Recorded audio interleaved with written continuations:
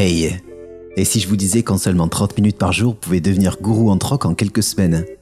Maintenant que l'on peut acheter une caraque directement sur le marché, plus rien ne vous retient. Parlons en premier lieu de ce dont vous aurez besoin. Il vous faudra une caraque, achetable directement sur le marché, ce que je vous recommande fortement.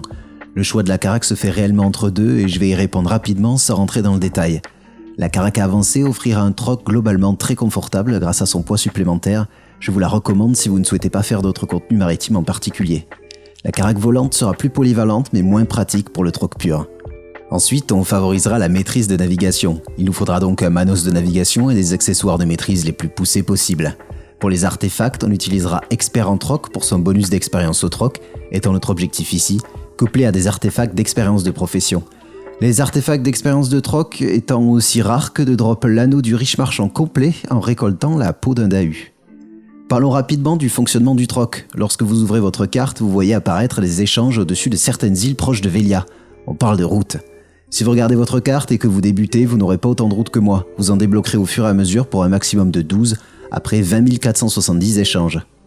Ces éléments sont assez simples à comprendre en vrai. À gauche, vous avez l'item que vous devez échanger et sa quantité. Au milieu, le nombre d'échanges possibles, ici 10. Et enfin à droite, l'objet et le nombre d'objets obtenus.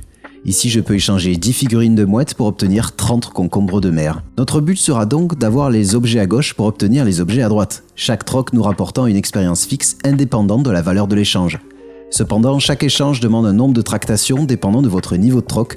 Notre but sera donc de réaliser un maximum d'échanges le plus rapidement possible sans avoir à réfléchir. Les ressources d'échange sont classées par tiers. Les T0 sont des ressources obtenables en jeu via les géopoints, de la récolte ou même de la chasse. Voilà pourquoi je chasse du lama en stream parfois. Les T1 sont des items qui sont obtenus en échangeant les T0, les T2 en échangeant nos T1, les T3 en échangeant nos T2, les T4 en échangeant nos T3, et enfin les T5 en échangeant nos T4.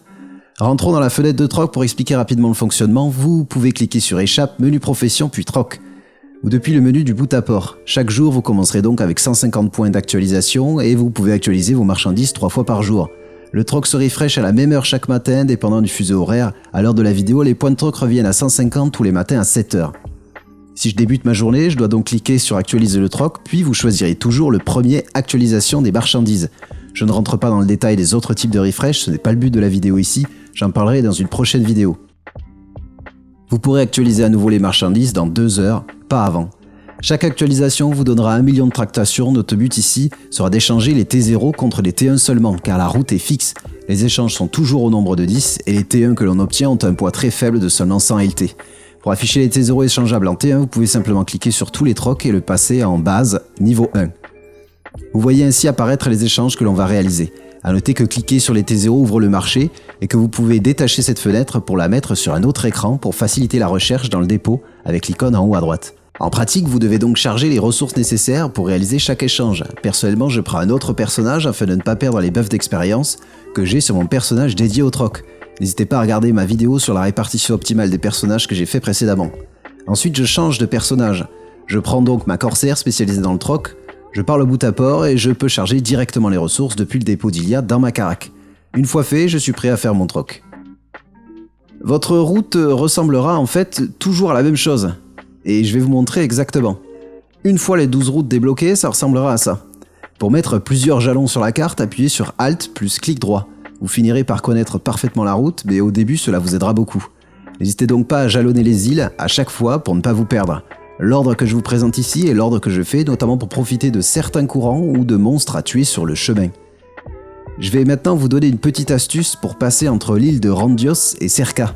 En fait, il y a un petit rocher. Visez bien à passer proche de ce rocher, sinon vous serez bloqué. Après un peu d'entraînement, cela ne posera plus aucun souci pour vous. Cela vous évitera d'avoir à faire le tour de l'île à chaque fois.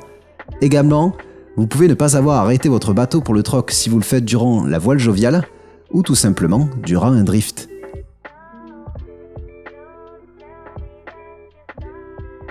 Parlons maintenant de 2 choses, le stuff de votre bateau et les marins afin d'augmenter votre vitesse de navigation. Pour votre caraque, cela vous demandera des pièces de corbeau, 10 000 pièces par équipement, soit 40 000 au total, que vous pouvez acheter à Levinia, Ravinia et Rebinia, généralement proche du bout à port. Vous pourrez enchanter ensuite chaque pièce jusqu'à plus 10 pour augmenter les stats, favorisez en premier la voile et la figure de proue afin de gagner en vitesse de navigation. Vous pouvez enchanter ces pièces grâce aux pierres noires de vague qui coûtent par exemple 10 pièces de corbeau ou en récompense de quêtes quotidiennes.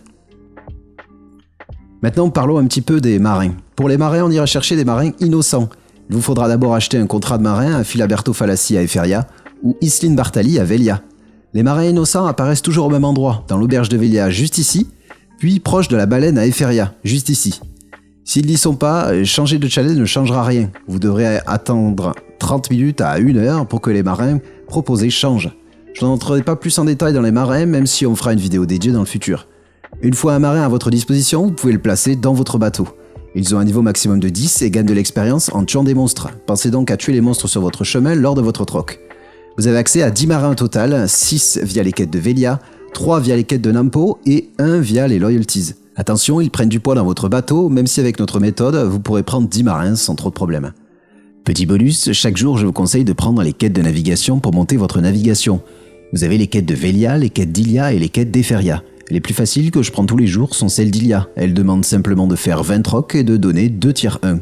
Je vous recommande absolument de faire la quête d'expédition d'Okila en priorité avant de commencer afin d'avoir accès tout de suite à la voile joviale qui changera votre vie. Partagez, commentez et likez si vous le souhaitez. N'oubliez pas de dire aux gens que vous les aimez. Ciao!